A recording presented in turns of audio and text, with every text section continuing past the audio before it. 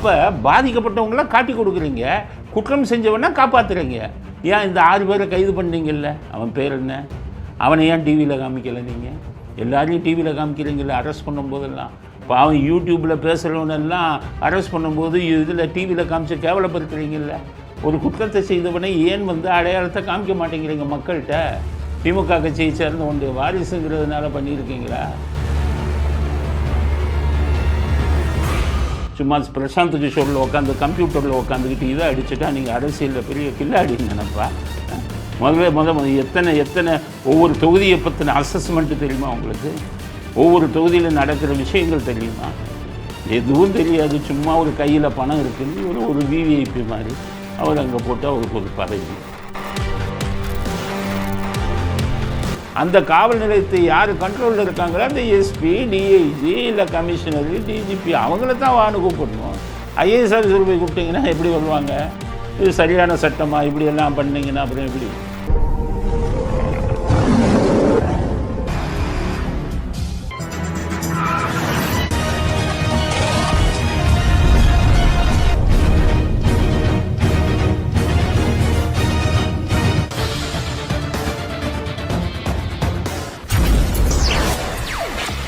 வணக்கம். இன்றைய அரசியல் ஆடுகளம் சொல்லும் செய்திகள் என்ன அப்படிங்கிறத பற்றி ஒரு செய்தி அலசல். மாட்டிக்கொண்ட வாரிசு முதல் செய்தி. வாரிசுன்னு ஒன்றையே முக்கியமான வாரிசுன்னு நினச்சிடாதீங்க. முக்கியமான வாரிசு மாட்டுவார். அவர் நிறைய தப்பு பண்ணியிருக்கார். அவரே ஒரு இதில் சொல்லியிருக்கார், தப்பு பண்ணணும் ஆனால் அதை தெரியாமல் பண்ணணும்னு ஒரு பேட்டியிலே சொல்லியிருக்காரு. அந்த வீடியோவே நம்மகிட்ட இருக்குது. தப்பு பண்ணி பயங்கரமாக மாட்டிக்கிறது யாரு? நீங்கள் 2 பேருமே கிடையாதா? தப்பு பண்ணா மாட்டாத மாதிரி தப்பு பண்ணுங்க. இதை சொல்லி கொடுக்கலையே. அதனால் அவரும் நிறைய தப்பு பண்ணியிருக்காரு. மெயின் வாரிசு, முக்கியமான வாரிசு. அவர் ஒரு நாளைக்கு பிடிபடுவார். ஆனால் இப்போ மாட்டியிருக்கிற வாரிசு இந்த காரில் திமுக கொடியை வச்சுட்டு வளைச்சாங்கல்ல, அதில் ஒரு வாரிசு மாட்டியிருக்கிறதா ஒரு செய்தி வந்திருக்கு. காவல்துறை இதை சொல்லலை. என்ன மாட்டிக்கொண்ட வாரிசுன்னா, ஒரு திமுக பிரமுகரோட வண்டியாகும் அது. அந்த திமுக பிரமுகர் கட்சி கொடியோடு வச்சுருக்காரு. அவருடைய வாரிசு பையன் அந்த வண்டியை எடுத்துகிட்டு வெளியில் போயிருக்கான். வெளியில் போனதில் மாட்டிடுச்சு வண்டி. அந்த தைரியம் திமிரு திமுக தான் நம்ம கையில் இருக்க, நம்ம அப்பா திமுகவில் இருக்கார்ல அப்படின்னு போயிருக்காங்க. அதனால் காவல்துறை சொல்கிறாங்க 6 பேரை பிடிச்சோன்னு. ஏன்னா அவர் கமிஷனர் சொன்னது தான் முன்னுக்கு பின் முரணாக இருந்தது. அந்த சாரில் வேறு யார்கிட்டையுமே பேசலைன்ட்டார். அண்ணாமலை சொல்கிறாரு, கால் டீட்டெயில் எடுத்து வச்சுருக்கேன், நான் ப்ரூவ் பண்ணுறேங்கிறாரு. அவர் தான் காப்பாற்ற முயற்சி செஞ்சுருக்காரு. இந்த விஷயத்தில் அவர் பள்ளிக்கரணை அந்த டெபுட்டி கமிஷனர் கார்த்திகேயன் அவர் கொஞ்சம் நேர்மையான ஆள், எனக்கு தெரியும், நல்ல மனிதர். அதனால் அவரை வச்சு இப்போ பேச விட்டுருக்காங்க. அவர் சில விஷயங்களை கரெக்டாக சொல்கிறாரு. சில விஷயங்களில் கொஞ்சம் வேறுபாடு இருக்குது, மாறுபாடு இருக்குது. எப்படின்னு கேட்டிங்கன்னா, அது திமுகவுக்கு அதுக்கு சம்மந்தம் இல்லைன்னு சொல்கிறாங்க. அது நம்ப முடியலை.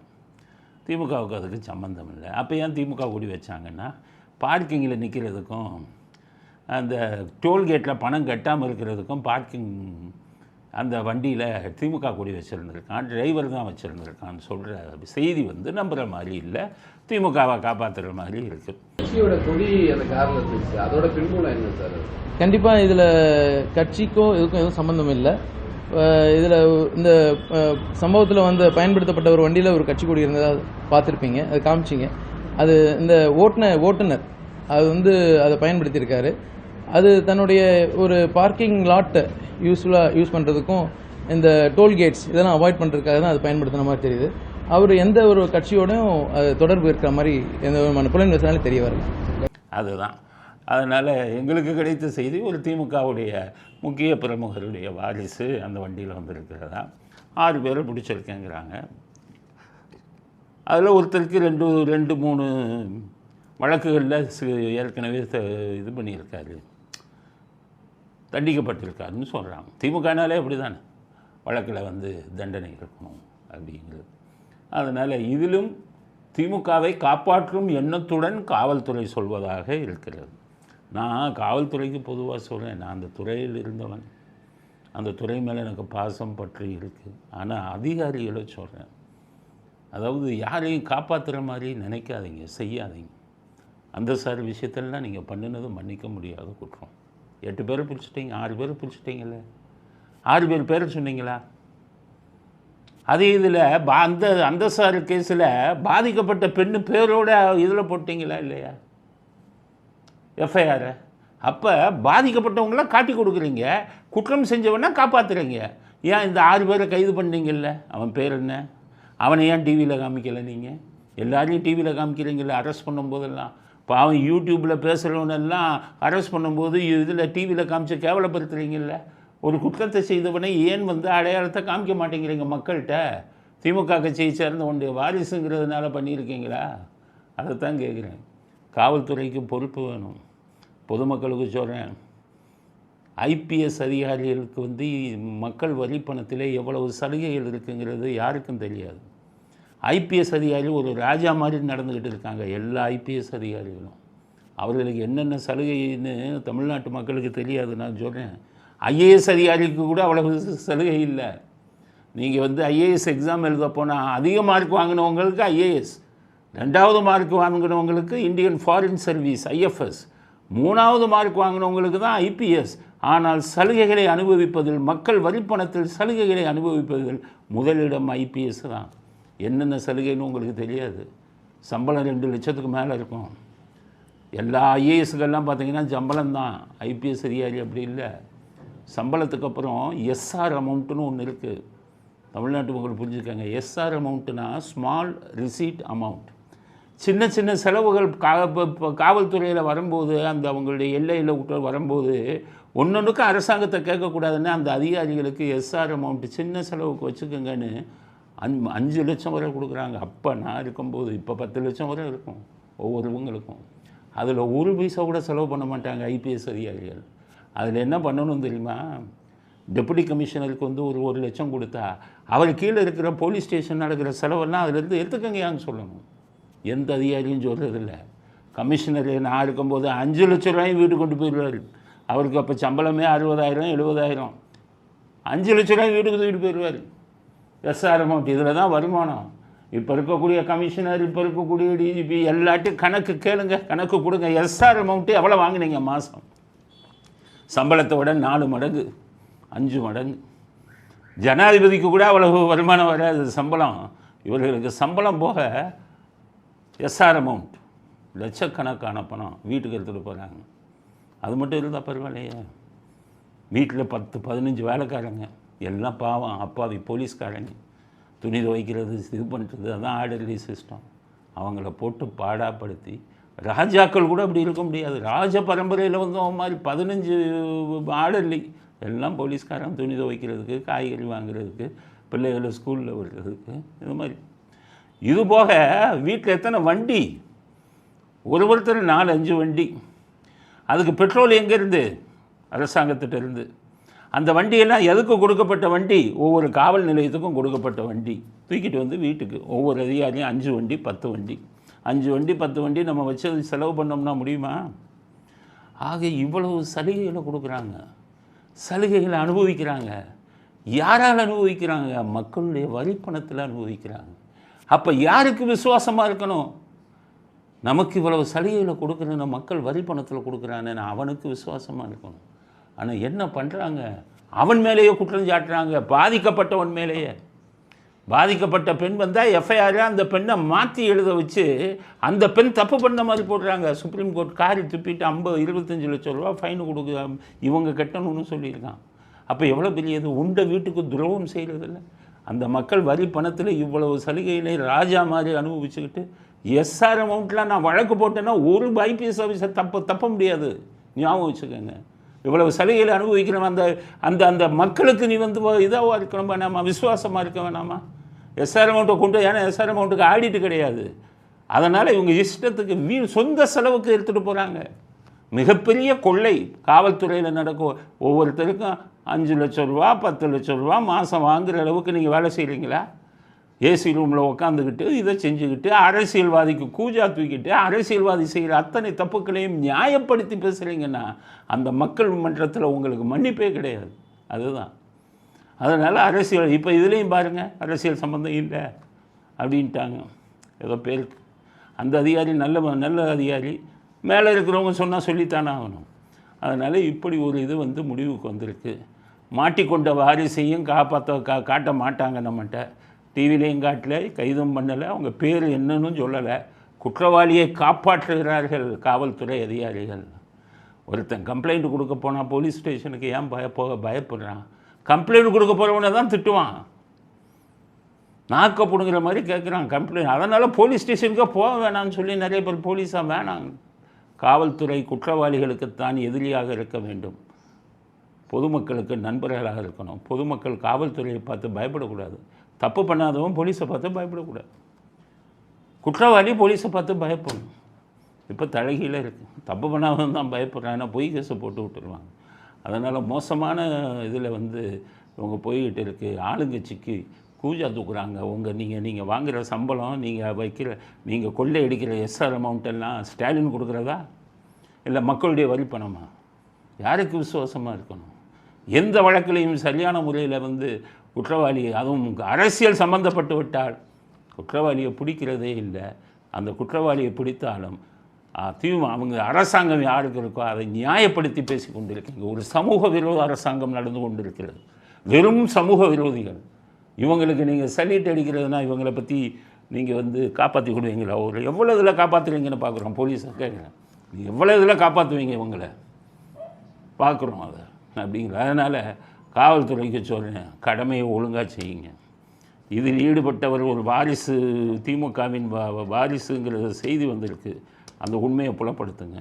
வாரிசு யாருன்னு சொல்லுங்கள் அப்படிங்கிறத முதல் கருத்தாக, மாட்டிக்கொண்ட வாரிசு அப்படிங்கிறதுல முதல் கருத்தாக தெரிவிக்க விரும்பணும். அடுத்தது ஆள் பிடிக்கும் விஜய். விஜய் இப்போ ஆள் பிடிக்கிறார் தேடி.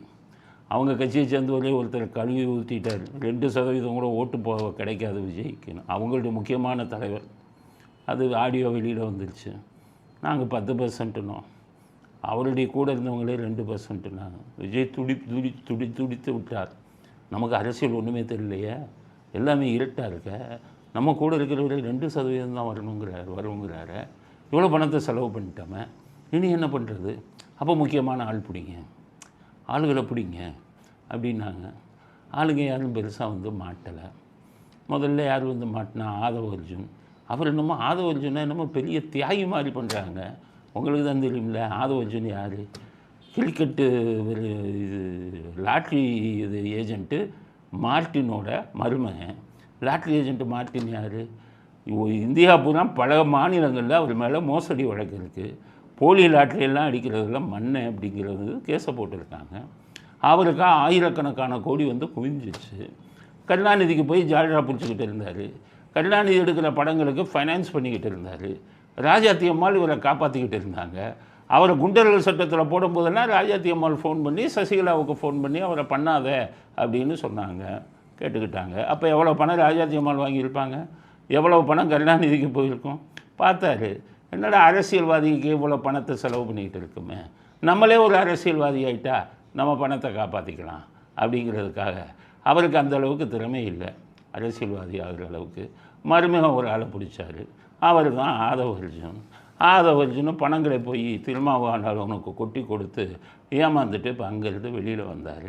அடுத்த புகலிடம் எங்கேன்னு தேடினார். விஜய் ஆள் பிடிச்சிக்கிட்டு இருக்கும்போது அவர் கையில் போய் மாட்டினார்.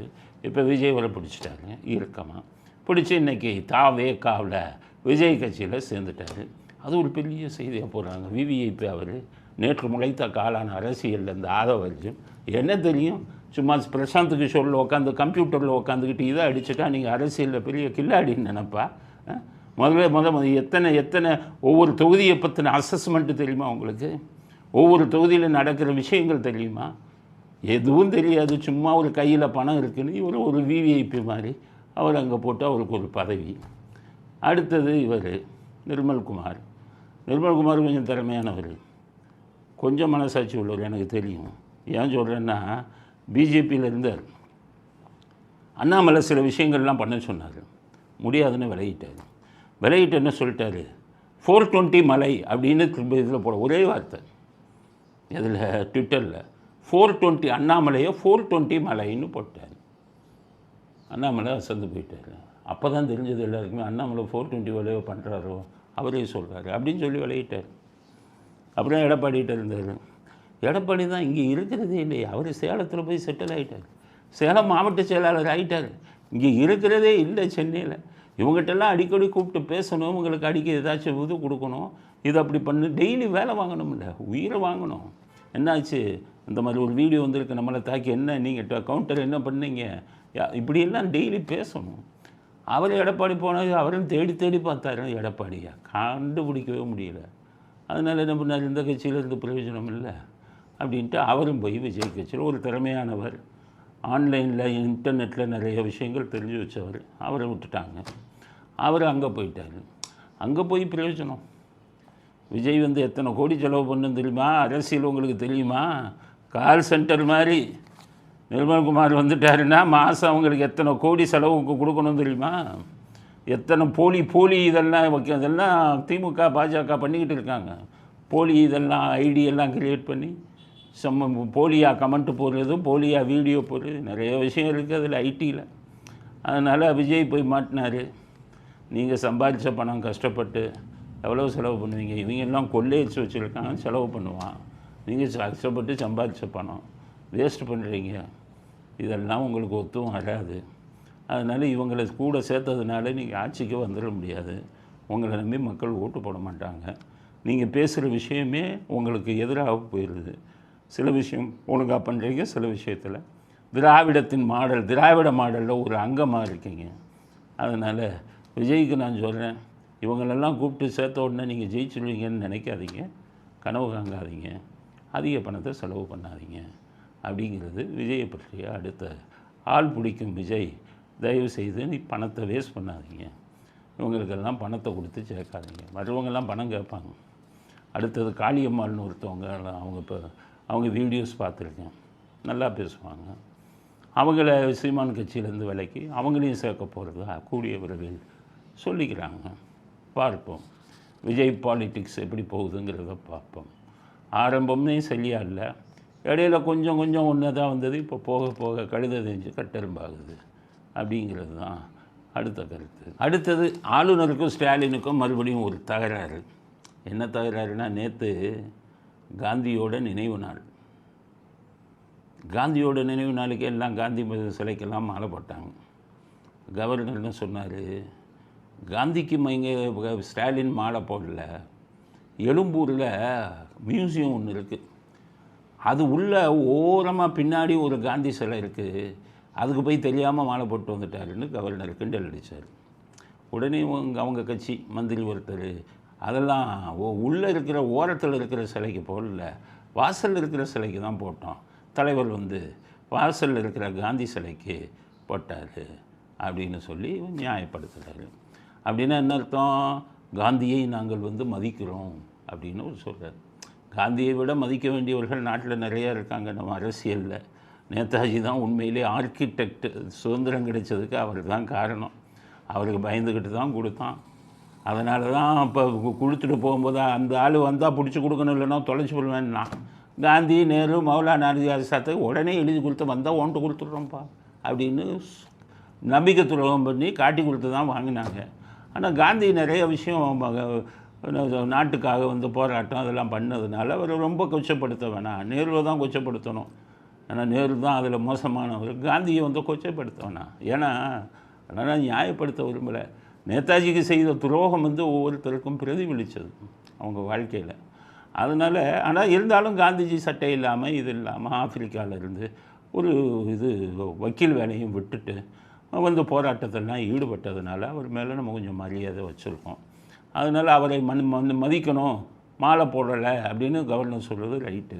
ஆனால் இந்த கூட்டம் ஸ்டாலின் அதெல்லாம் நாங்கள் ரொம்ப இந்த காந்தி மேலே ரொம்ப மரியாதை வச்சுருக்கோம் அப்படின்னு. காந்தி மேலே மரியாதை வச்சுக்கிட்டு வைக்கணும்னா உங்கள் தலைவர், உங்களுடைய தலைவருக்கு தலைவர் ஸ்டாலின் அப்படி தான் சொல்கிறாரு, தலைவருக்கும் தலைவரான், தலைவரும் உங்கள் அப்பாவான், இவங்க அப்பாவுக்காக தலைவரான் அவர். பெரியாரை வந்து மரியாதை குறைவாக பேசக்கூடியவர்களுக்கெல்லாம் நான் மரியாதை கொடுக்க தயாராக இல்லை. ஏன்னா பெரியார் தான் எங்களுடைய தலைவர், எங்கள் தலைவர்களுக்கெல்லாம் தலைவர் அவர் தான். அதனால் அதை நாங்கள் பெருசுப்படுத்தல பொருட்படுத்த தேவையில்லை. அப்போ அண்ணாதுரையை விட்டாங்க. தலைவருக்கு தலைவர் அண்ணாதுரை தான், தலைவருக்கும் தலைவர் தான் உங்கள் ஈவேரா. அது அவர் வந்து எங்கள் தலைவருக்கும் தலைவருங்கிறாருல, அந்த தலைவர் தான் நாட்டுக்கு சுதந்திரம் கொடுக்காதுன்னு சொன்ன தலைவர். காந்தியை பற்றி என்ன சொன்னார் தெரியுமா? அந்த இவர் சொல்கிறவங்க ஈவேரா காந்திக்கு வெக்கம் இல்லாமல் போய் மாலை போடுறாரு ஸ்டாலின். உங்கள் காந்தியை பற்றி முதல்ல உங்கள் ஈவேரா என்ன சொன்னாருன்னு பார்ப்போம். நாட்டில் அஞ்சு பேரை ஒழிக்கணுமா ஈவேரா சொன்னது. கடவுளை ஒழிக்கணுமா அப்போ சொன்னது. மதங்களை ஒழிக்கணுமா, அடுத்தது காந்தியை ஒழிக்கணும் அவர் சொன்னது. அடுத்தது இவரையும் ஒழிக்கணும்னாங்க. காந்தியை ஒழிக்கணும், பாப்பானை ஒழிக்கணும். இது மாதிரி ஒரு 5 இதை சொன்னார். அதில் காந்தியை ஒழிக்கணும்னே சொன்னார். காந்தியை கோச்சை சுட்ட உடனே கோச்சை நல்லா படித்தவன்னார். இதே வேறா உங்களுக்கெல்லாம் காந்தி சிலைக்கு மாணவர் வைக்கிறதுக்கு தகுதி இருக்கா? கவர்னர் சொன்னபடி நீங்கள் எங்கேயாச்சும் மூலையில் போட்டு போக வேண்டியது தான். காந்தி சிலைக்கு போட்டிங்கன்னா காந்தியை உங்களை மன்னிக்க மாட்டார். அடுத்த கையில் வச்சிருக்கிற கம்பில் ஒரே போடுவார் உங்களை தலையில். ஸ்டாலினை உங்கள் கூட்டமே எனக்கு தேச விரோத கூட்டம், எனக்கு வந்து மாலை போடுறியான்னு. அடுத்து இவங்க அப்பா அதை விட துரோகம் பண்ணார் காங்கிரஸுக்கு. என்னென்னா இவங்க அப்பா 1944 ஸ்டாலினுக்கும் தெரியாது. இதை தெரிஞ்சுக்கங்க நான் சொல்கிறது. உங்கள் அப்பா லட்சணம் தெரியணும்ல, உங்கள் அப்பா என்ன லட்சணம் பண்ணாலும் தெரியணும்ல. 1944 இவங்க அப்பா அப்பப்போ இந்த கவிதை இதெல்லாம் எழுதிக்கிட்டு இருந்தார், கட்டுரை. அப்போ ஒரு பத்திரிக்கையில் என்ன பண்ணாங்க இவர்கிட்ட, சரி எங்கள் பத்திரிக்கைக்கு ஒரு கட்டுரை எழுதுங்க அப்படின்னாங்க. இவர் கிண்டலும் கேலியும் பிடிச்சாலும் சும்மா எழுதுவாரா? அனந்தநாயகியவே அந்த கேள்வி கேட்டு கொச்சப்படுத்தினாள். காந்தியை கொச்சப்படுத்தாமல் விடுவாரா? உடனே சபர்மதின்னு ஒரு ஆசிரமம், காந்தி அலகாபாத் அவருடைய ஆசிரமம். அந்த டைமில் ஒரு பேனா காணாமல் போச்சு, காந்தியோட பேனா. அது செய்தியாக வந்தது. இவர் இந்த பத்திரிக்கை எடுத்த உடனே சபர்மதி ஆசிரமத்தில் தொலைந்த காந்தியின் பேனான்னு சொல்லி காந்தியவும் அந்த பேனாவதையும் கொச்சப்படுத்தி அசிங்கமாக கட்டுரை எழுதிட்டார் பத்திரிக்கையில். காங்கிரஸ்காரெல்லாம் பார்த்தாங்க. சுதந்திரம் கிடைக்கிற டைமு காந்தி எப்படி எழுதிட்டாங்க, இந்த கருப்பு சட்டக்கார பயிலுங்க உதைக்கணுமே அப்படின்னு காங்கிரஸ்காரன் பூரா திரண்டுட்டான். காங்கிரஸ்காரனா இன்றைக்கி இருக்கிற செல்வ பெருந்தைய காங்கிரஸ் இல்லை, ஒரிஜினல் காங்கிரஸ். இது வந்து ஆன்டி சோஷியல், சமூக விரோத காங்கிரஸ். கொலைகேசில் சம்மந்தப்பட்டவனை பூரா தூக்கி தலைவராக போட்டுருக்காங்க. அப்போ உணர்வோடு இருந்தவன் காங்கிரஸை தேடினான். கருணாநிதி எங்கே பார்த்தாலும் உதைக்கணுமேனு தேடினான். அப்போ பாண்டிச்சேரிக்கு அண்ணாதுரை, இப்போ ஈவே ராமசாமி, கருணாநிதி எல்லாம் போனாங்க. கருணாநிதி அதில் போய் இந்த தொலைஞ்ச பேனாவை பற்றி பேசினார். மீட்டிங் முடித்த உடனே காங்கிரஸ்காரன் பூந்து அடி கருணாநிதிக்கு. கருணாநிதி செத்த போன மாதிரி விழுந்துட்டார். ஈவே ராமசாமி அண்ணாதுரையும் இருக்கிற இடம் தெரியாமல் ஓடிட்டாங்க. அவரை தேடினாங்க. இல்லை, கருணாநிதி என்ன ஆச்சு அப்படிங்கிறத 2 பேரும் கண்டுக்கல. கருணாநிதி பயந்து ஓட்டி அடித்த அடியில் ஒரு வீட்டு உள்ளே போய் நுழைஞ்சிட்டார். அங்கே 2 பெண்கள் இருந்தாங்க. யாரோ அடிக்க வந்து உள்ளே நுழைஞ்சிட்டான்னு விட்டாங்க. வீட்டுக்குள்ளே பூந்து காங்கிரஸ்காரன் வீட்டுக்குள்ளே பூந்து அடித்து வாசலில் ஒரு பணமாக போட்டு போயிட்டான். போட்டால் சத்துருவாரிலே நினச்சாங்க. ஏன்னா காந்தியை பற்றி பேனாவை பற்றி கிண்டல் அடித்தா 1 நாள் 2 நாள்லேயே எந்திரிச்சு வந்துட்டார். அவர் அப்பப்போ எந்திரிச்சு வருவார். இப்போ நீங்கள் 2000 இவங்க ஜெயலலிதா இருந்தாங்களே 92 93, அதுக்கப்புறம் இல்லை இந்த சுனாமியெல்லாம் வந்து அந்த பீரியடில் 93லேருந்து அவருக்கு இந்த நோயை ஆரம்பித்தது. இப்போ என்னென்னா வீட்டில் பேசிக்கிட்டே இருப்பார், திடீர்னு மயங்கி விழுந்துடுவார். அப்படியே இப்போ இது பண்ணி பார்ப்பாங்க. ஒரு தடவைலாம் முடிவு பண்ணிட்டாங்க இறந்துட்டார். 2000 இந்த சுனாமி வந்த டைமில் 2004 இப்போ இதெல்லாம் பேக்கிங் பண்ணிட்டாங்க. அப்புறம் எந்திரிச்சு உட்காந்துட்டார். இது மாதிரி அப்பப்போ சாகிற மாதிரி விழுவார், எந்திரிப்பார். ஆனால் 1944 உத வாங்கி சாகிற மாதிரி விழுந்தார். இது நான் சொல்கிறதுலாம் கற்பனையில், எல்லாத்துக்கும் ஆதாரம் இருக்குது. அதுக்கப்புறம் பொழைச்சி எந்திரிச்சு வந்தார். இப்படி காந்தியை கொச்சப்படுத்தி காங்கிரஸ்காரனே அடி வாங்கினாலும் இன்றைக்கி ஸ்டாலின் அதே காங்கிரஸோட கை கோத்துக்கிட்டு, உங்கள் அப்பா காந்தியை பற்றி பேசாத பேச்சா, உங்கள் ஈவே ராமசாமி காந்தியை பற்றி காந்தியை கொலை பண்ணணும்னு சொன்னாள், ஒழிக்கப்பட வேண்டியதுன்னு. நீங்கள் எந்த மூஞ்சியை வச்சுக்கிட்டு போய் காந்தி சிலைக்கு மாலை போட்டுக்கிட்டு, அதுதான் கவர்னர். உங்கள் லட்சணம்லாம் அவருக்கு தெரியும், அதெல்லாம் படி நான் சொல்கிறதெல்லாம் அவருக்கு தெரியும். கவர்னருக்கு உங்களை பற்றி நிறைய விஷயம் கவர்னருக்கு போயிடுச்சு, அதெல்லாம் படிச்சுட்டு தான் உங்களை இந்த கேள்வி கேட்குறாரு. அவர் சொல்கிறபடி நான் காந்தி சிலைக்கு மாலை போட்டேன்னா எந்த மூஞ்சியோட சொல்கிறீங்க? ஸ்டாலினுக்கு தான் கேட்குறேன். அதனால் காந்திக்கும் உங்களுக்கும் 7ஆம் பொருத்தம். காந்தியை திட்டினவங்க நீங்கள், சுதந்திரத்தை வந்து கொச்சப்படுத்தினவங்க நீங்கள், கருப்பு சட்டக்காரங்க. அதனால் அடங்கி வாசிங்க, காந்தியெல்லாம் பெருமையாக பேசாதீங்க அப்படிங்கிறது அடுத்த கருத்து, என்னை பற்றி கூட தப்பாக பேசுங்க, ஆனால் ஈவேராவை பற்றி, கருணாநிதியை கூட விமர்சிங்க, ஆனால் ஈவேராவை பற்றி விமர்சிக்காதீங்கிறாரு ஸ்டாலின். உள்ளதை சொல்லாமல் உண்மையை மறைச்சு பொய்யா சொல்லி ஊரை பூரா ஏமாற்றி உங்கள் ஈவேராவை தேச தியாகி மாதிரி சித்தரிச்சிட்டீங்க. காலம் வந்து விட்டது, ஒரு முகத்திரையை கிழிப்பதற்கான காலம் வந்து விட்டது. அதைத்தான் நாங்கள் கிழிக்கிறோம். நாங்கள் உண்மையை தான் சொல்கிறோம். தலைவருக்கு தலைவர்னா உங்களுக்கு, எங்களுக்கு என்ன வந்தது? உண்மையோ உடைக்கிறோம். அதனால் அதுக்கு அவரை பற்றி பேசக்கூடாது அப்படின்னு சொல்லாதீங்க. உங்கள் அப்பாவே அவரை பற்றி ரொம்ப ரொம்ப கேவலமாக பேசினாரு. அவர் வந்து கைது பண்ணணும்னு சொன்னார். 1949 அந்த டைமில் ஈவேரா என்ன பண்ணாருன்னா, மணியம்மையை போய் கல்யாணம் பண்ணி ரெஜிஸ்டர் பண்ணிட்டு வந்துட்டார். ஜிடி நாயுடு தான் அவங்களுக்கு அந்த வேலையை பண்ணார். இந்த மணியம்மையை அவர் ரெஜிஸ்டர் ஆஃபீஸில் ரெஜிஸ்டர் பண்ணி வெளியில் வந்த வீடியோவை பாருங்கள், ரொம்ப ரேர் வீடியோ. அந்த வீடியோவை பாருங்கள்.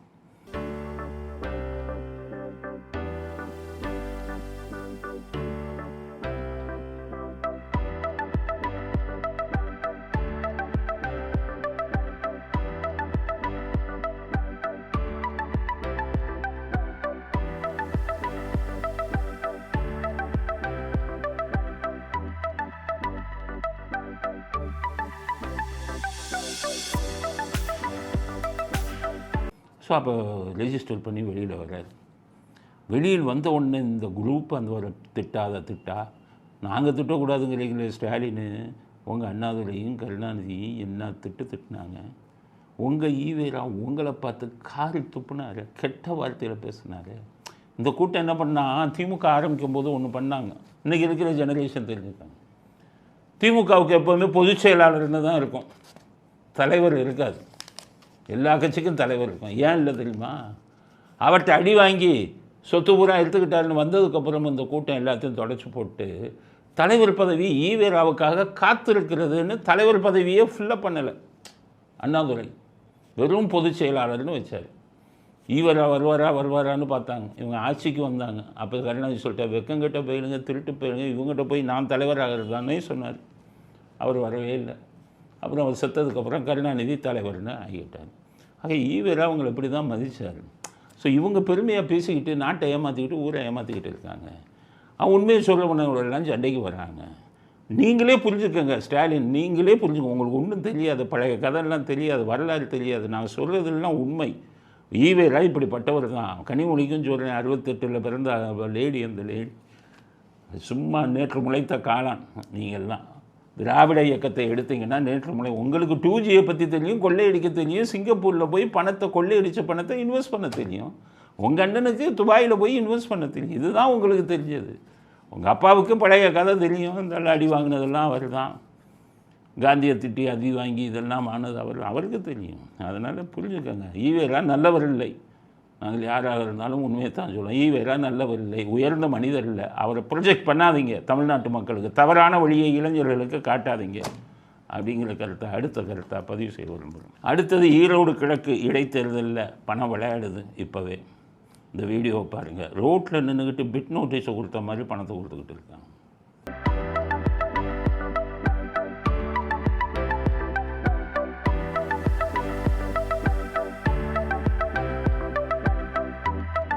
எவ்வளோ கேவலமான விஷயம் பாருங்கள். பணம் ஆனால் ரேட்டு குறைஞ்சி போச்சு. போன தடவை ஈரோடு கிழக்கு இடைத்தேர்தல் நடத்தும்போது 1000 ரூபா, ஸ்டாலின் 2000 ரூபா கொடுப்பார் கட்சிக்காரனுக்கு. அவன் 1000 ரூபா எடுத்துகிட்டு 1000 ரூபா கொடுப்பான். இந்த தடவை ஸ்டாலின் 1000 ரூபா தான் கொடுத்துருக்காரு, ரேட்டு குறைச்சிட்டார்.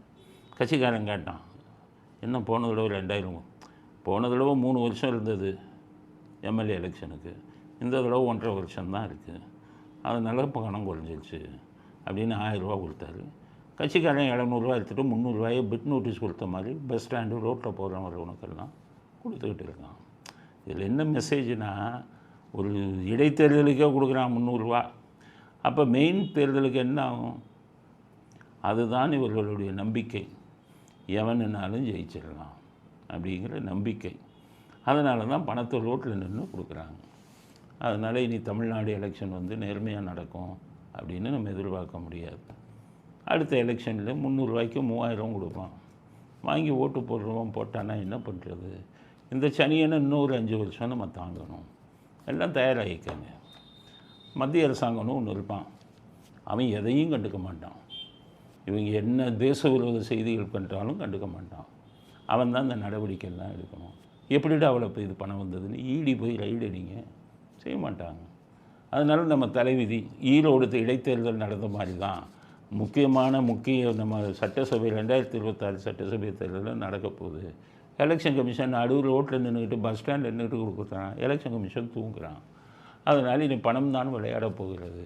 அதற்கு முன்னோட்டம் தான் ஈரோடு கிழக்கு அப்படிங்கிறது அடுத்த கருத்து. அடுத்தது ஸ்டாலின் சொல்கிறார், வட சென்னையை ஓராண்டுக்குள் வளர்ந்த சென்னையாக மாற்றுவோம். வெளியில் இருக்கிறவங்களுக்கெல்லாம் தெரியாது, மாவட்டங்களில் இருப்பீங்க சென்னையை பற்றி. இந்த வட சென்னை தான் ரொம்ப ஜன நெருக்கம் உள்ளது. சுகாதார இதெல்லாம் சுத்தமாக இருக்காது. அங்கே கொண்டு ஆற்காடு வீரசாமி பையனை எம்பி ஆக்கினார். போன தடவை ஜனங்கள்லாம் தேடினாங்க வெள்ளத்தப்போ, எங்கே போனாருன்னே தெரியல. இப்போவும் ஆளை காணோம். ஆனால் ஸ்டாலின் மைக்கில் சொல்கிறாரு, வளர்ந்த சென்னையாக மாற்றுவோம். போன எலெக்ஷனில் அதிகம் பாதிக்கப்பட்டது வட சென்னை தான். 10 நாள் ஆச்சு, ஜனங்கள்லாம் அவ்வளோ கஷ்டப்பட்டாங்க. எல்லாத்தையும் விட 800ன்னு ஒரு இடம் இருக்குது வட சென்னையில். அங்கே தண்ணி வந்தால் ஆயில் எண்ணெயெல்லாம் வந்து கலந்துடும். அந்த வெள்ளத்தில் பார்த்திங்கன்னா கடலில் என்ன போகும், வீடுகளுக்கு வர வெள்ளத்தை பூரா எண்ணெய் கலந்து வரும். அது வீடெல்லாம் காலி பண்ணிட்டே போயிட்டாங்க 800ல் இருக்கிறவங்கெல்லாம். வீடு பூரா வெறும் தண்ணி வந்தால் பரவாயில்ல, எண்ணெயும் சேர்ந்து வந்தால். அப்போல்லாம் ஸ்டாலின் வாயை திறக்கலை. இப்போ சொல்கிறாரு, 1வது வட சென்னையை உயர்ந்த சென்னையத்தை எங்கே மாற்றுறது? சென்னையே சீரழியுது. ஒரு வெள்ளம் வந்தால் சென்னை சீரழிஞ்சு போயிடும், வட சென்னை அதோட சீரழிஞ்சு போயிடும். அதனால் எல்லாத்தையும் பார்த்து எழுதி கொடுத்துக்கிறத படிக்க வேணாம் ஸ்டாலின். வட சென்னையை புரிஞ்சுக்கிட்டு வட சென்னையை சுற்றி பார்த்துட்டு அப்புறம் அதை உயர்ந்த சென்னையாக மாற்றுவீங்களான்னு சொல்லுங்கள். சும்மா முதலமைச்சராக இருந்துட்டு இந்த மாதிரி அப்பட்டமான பொய்யை பேசாதீர்கள் அப்படிங்கிறத ஸ்டாலினுக்கு செய்தியாக தெரிவிக்க விரும்புகிறோம். ஹைகோர்ட்டுக்கும் உள்துறை செயலாளருக்கும் தகராறு. ஹைகோர்ட்டு உள்துறை செயலாளர் கோர்ட்டுக்கு நேரம் வாங்கிட்டாங்க. கோர்ட்டுக்கு நேரம் வரணுன்னு அவர் என்ன கேட்டார், நான் ஏன் கோர்ட்டுக்கு வரணும்? கரெக்ட், அவர் கேட்குறேன். என்ன காரணம்னா, நம்ம அதுனா ஹைகோர்ட்டு சொல்கிறதெல்லாம் நம்ம ஆமோதிக்கவும் கூடாது. ஹைகோர்ட்டை நல்ல விஷயங்களை சொல்லுவாங்க, சில நீதிபதிகள் கண்டபடி சொல்லுவாங்க. கேளுங்க. அது ஒரு வழக்கு, அந்த வழக்கில் குற்றப்பத்திரிகை தாக்கல் செய்யலை, ரொம்ப வருஷம் ஆச்சு. அப்போ நீதிபதிக்கு கோவம் வந்துச்சு, ஏன் எவ்வளோ நாள் தாக்கல் செய்யலைன்னு கேட்குறாரு. அதுக்கு போலீஸு சரியாக பதில் சொல்லலை. அப்போ யாரை கூப்பிடணும் கோர்ட்டுக்கு?